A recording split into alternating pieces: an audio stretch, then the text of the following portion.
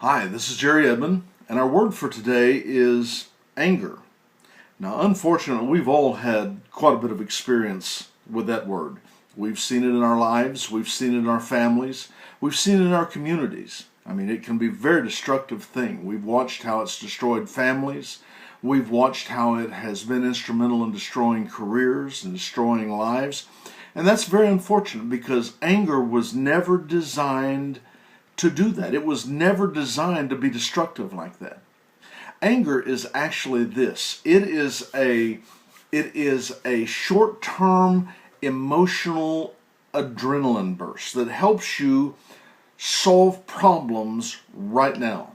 Like adrenaline that works in your body, anger is adrenaline that comes on you to empower you to fix situations that are out of control. So I guess really from that standpoint, by that definition, anger by nature would be a problem solver.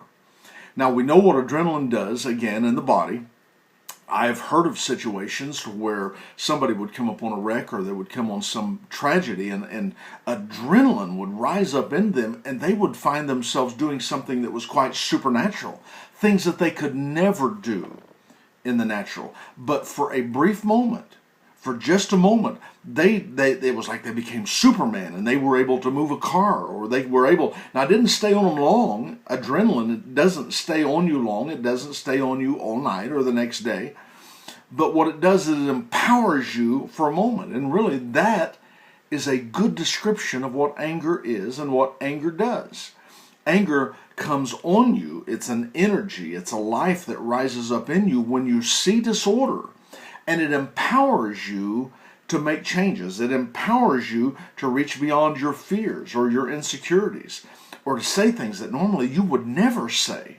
But somehow something came up on you and you said this because you felt order needed to be brought to this situation. It empowers you to make changes with the things that you're dealing with. Now, it doesn't stay on you long. It shouldn't stay on you long.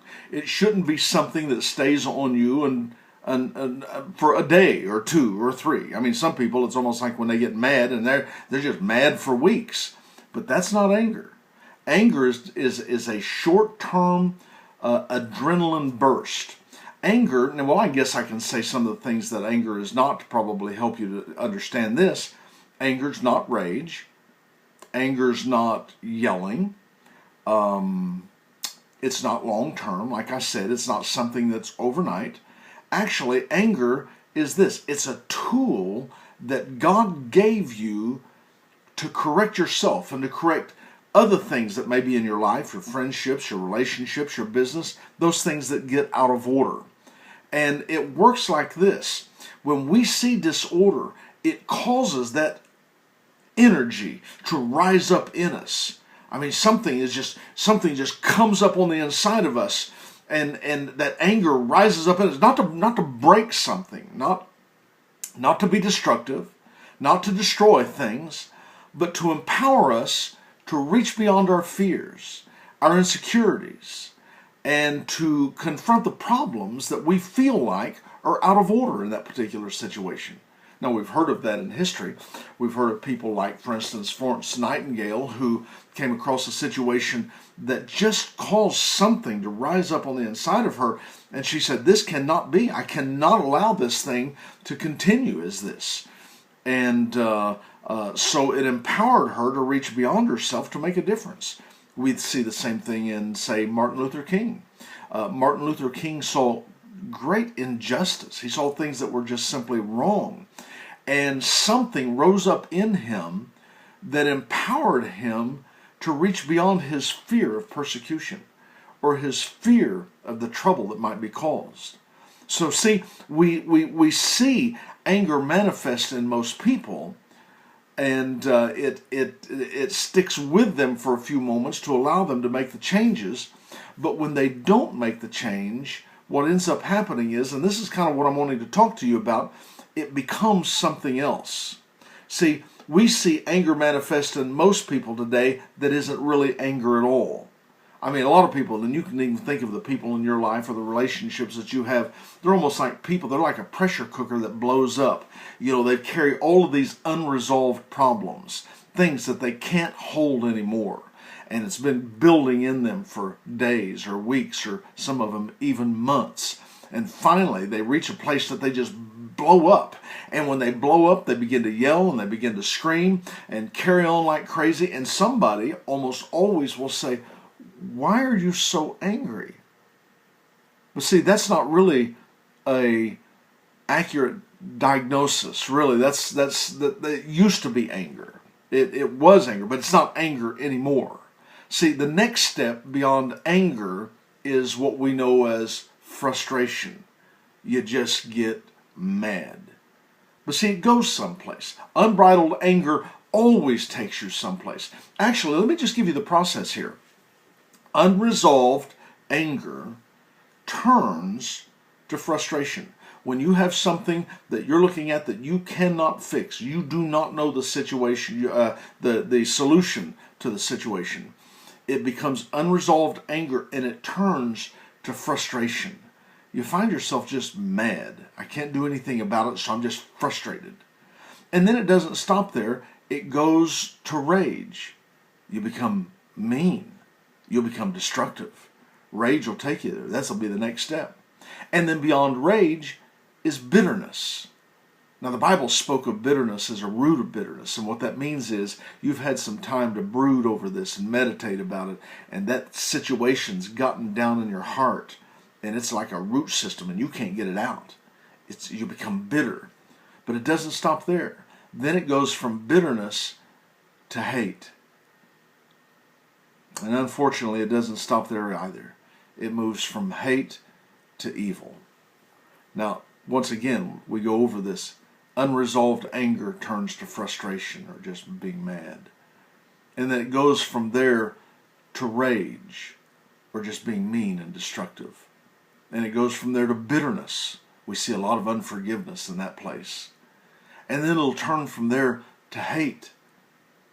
And then it'll go from hate to evil. See, it always goes someplace. It always takes you someplace. And most people are dealing with frustration, which comes from this unresolved anger. And if that continues, it breaks out on the inside of them in a horrible way, in the area of sickness and stress-related emotional problems. It just collapses the body down. It'll just cause your body to just deteriorate. But it doesn't even stop there, really, because it also breaks out toward the family that you love and your friends and those that are close to you. And I'm just telling you, if you have a problem with anger, you need to fix this. Stop making excuses. Stop blame. Stop all of the other things. You need to stop this. You have the power to stop this because it's not going to stop there. It's going to take you someplace that you don't want to go.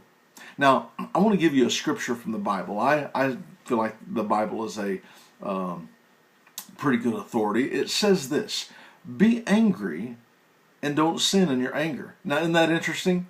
The Bible encourages you to be angry. It says be angry. You're going to have problems come up that you need to fix. And anger is a problem solver. So it said be angry. That's a good thing. But don't let it go beyond that. Don't be angry, but don't sin. In other words, keep it as a controlled response to that disorder. And he said, don't sin. Don't let it progress beyond its natural state. Don't let it progress into the frustration or the rage or the bitterness or the hate or the evil. Don't let it go there. And then it said one more thing. It said, don't let the sun go down on your wrath. That means take care of it now. Don't let it sit and brew for a few days. Deal with it before the sun goes down. And it associated your anger to wrath. What is wrath? Wrath isn't breaking things. What wrath is consequence. See, what your anger should do is it should produce a consequence that says, this is what you're supposed to be doing, and you're not doing that. So what are you going to do? You have a decision. See, anger should produce consequence, and it should do it immediately because it's a problem solver. But if you hang on to it, I'm just telling you something, it will not leave where you are. It'll take you places that will be destructive to your life and to your future and to everything that you love. So, in short, anger is a God-given tool that is designed to bring order for you. Order. And as a result, you should live a very fruitful and wonderful life if you keep it within the boundaries of its design. So anger is a good thing. Anger is a godly thing. Anger is a right thing, provided it's kept within its boundaries. So the word for today is anger. Go for it.